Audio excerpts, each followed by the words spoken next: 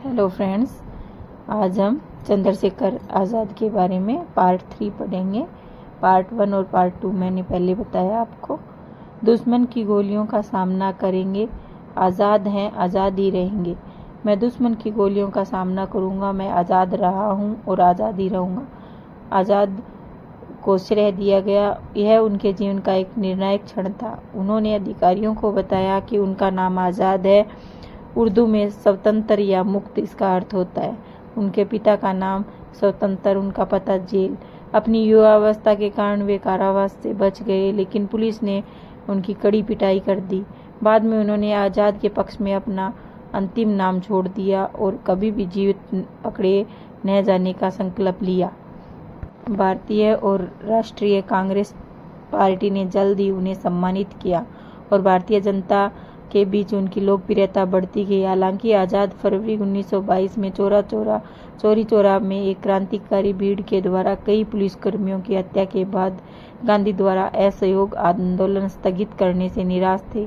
आज़ाद ने 1900 के दशक के आरंभ में स्वदेशी आंदोलन के दौरान उभर रहे उग्र राष्ट्रवाद को अपनाया और उग्रवादी तरीकों से स्वतंत्रता प्राप्त करने की वकालत की। क्रांतिकारी राम प्रसाद बिस्मिल के नेतृत्व में वाले उग्र हिंदुस्तान रिपब्लिक एसोसिएशन में शामिल होकर आज़ाद ने कुछ अपराधियों भाग लिया, विशेष रूप से काकोरी ट्रेन डकैती 1925। काकोरी के षड्यंत्रकारियों में आज़ाद ही एकमात्र ऐसे व्यक्ति थे जो बच निकले थे। वे झांसी भाग गए, जो रानी लक्ष्मीबाई के नेतृत्व में 1857 के बाद भारतीय विद्रोह के प्रमुख केंद्रों में से एक था।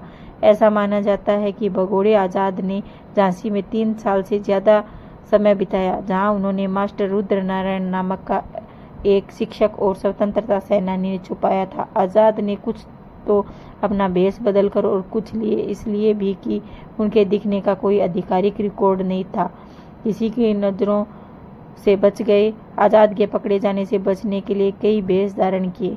जैसे झांसी में रहते हुए उन्होंने हरिशंकर नामक एक शिक्षक का वेश धारण किया था। उन्होंने बलराज जैसे कई छमदम नामकों का भी इस्तेमाल किया, जिनका इस्तेमाल उन्होंने हिंदुस्तान सोशलिस्ट रिपब्लिक एसोसिएशन के सदस्य के रूप में आधिकारिक बयानों पर हस्ताक्षर करने के लिए किया था।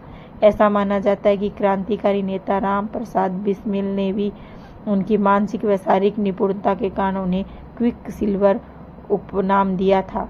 अपने संगठनात्मक कौशल के लिए वे जाने जाने वाले आज़ाद ने HRA को हिंदुस्तान सोशलिस्ट रिपब्लिक एसोसिएशन के रूप में पुनर्गठित करने में संपूर्ण भूमिका निभाई। जब HRA के अधिकांश सदस्य मारे गए और जेल गए तो उन्होंने सहयोगी भगत सिंह से उनके साथ उन्होंने साइमन कमीशन में विरोध में राष्ट्रवादी नेता लाला लाजपत राय की मौत के प्रतिशोध में जॉन सॉन्डर्स नामक एक ब्रिटिश पुलिस अधिकारी की हत्या की योजना बनाई और उसे अंजाम दिया।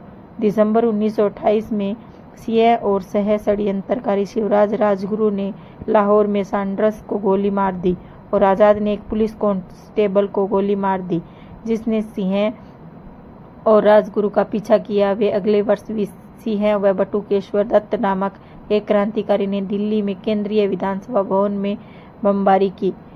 सिंह, राजगुरु और सुखदेव थापर नामक एक तीसरे षड्यंत्रकारी को 1931 में सॉन्डर्स की हत्या के जुर्म। हालांकि आज़ाद कई वर्षों तक पुलिस और उसके मुखाबिरों से बचते रहे और फरार रहे।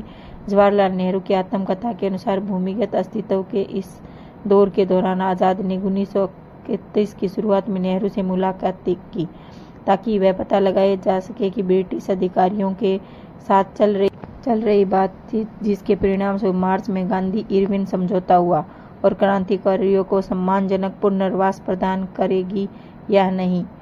फ्रेंड्स, अगर मेरी जानकारी अच्छी लगी हो तो प्लीज़ लाइक, कमेंट, शेयर और सब्सक्राइब जरूर करें। जय हिंद, जय भारत।